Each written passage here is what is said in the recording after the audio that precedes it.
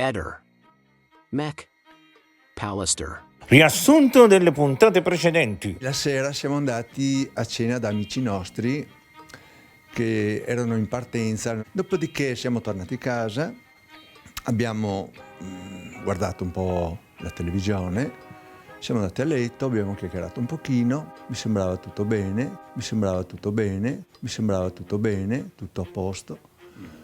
E la mattina ci siamo alzati, lei si è alzata prima perché ha fatto il bucato e poi ha messo a asciugare. Dopodiché mi ha chiamato che era pronta la colazione. E poi la sera siamo andati da Christian per la cena lì di questi nostri amici che dovevano andare in Romania, e una bellissima cena, una bella compagnia con Adriano e Enzo, abbiamo chiacchierato e tutto. Liliana era veramente a pezzi. Si vede nei video che ho fatto e sicuramente passando il tempo, dopo tanto tempo ho capito perché Liliana era così, perché il giorno dopo doveva incontrarsi con Claudio Sterpini e lei era fuori di testa lì, proprio fuori. Anche a casa, siamo tornati a casa, non ha parlato, si è spogliata, è andata a letto, si è girata dall'altra parte e lì è rimasta. Io mi sono messo lì, ho ripensato cosa diavolo può essere successo.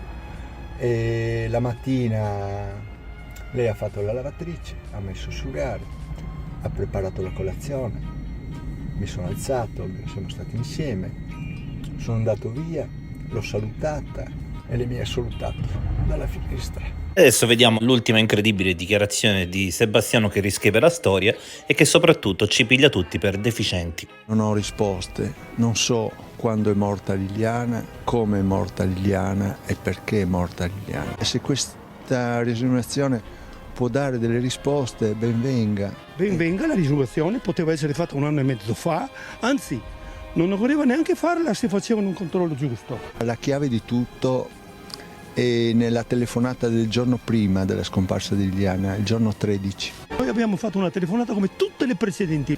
Si sono sentiti per 16 minuti e cosa si sono detti? Ci siamo detti di tutto e di più a livello di coccole. Lui dice ciao amore mio, ti voglio bene, ciao amore mio. Ci siamo detti così per 16 minuti. Non è. Ci siamo detti solo cose belle, sicurissimo, facendo progetti fra 3 giorni. Non abbiamo Liliana qua che possa confermare o smentire. Secondo lui la telefonata l'ha mandata a suicidarsi, bene. Lei dopo quella telefonata era sconvolta. Lui deve dire cosa le ha detto e fatto dopo che lei gli ha detto le sue intenzioni. Quella sera nei video che io ho fatto a cena dai nostri amici romeni, vedi Liliana che è sconvolta, spenta.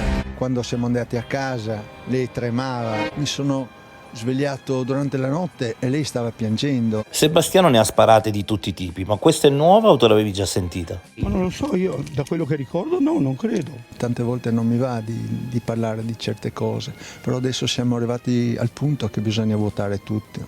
È lui che sa tutto, invece che le telefonate inventa cose, lui sa tutto.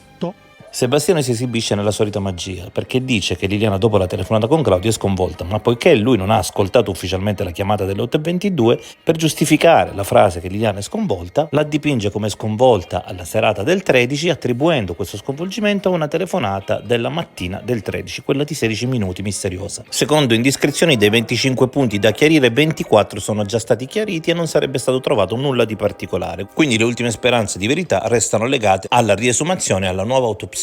Ehi, non dimenticare di iscriverti a questo canale.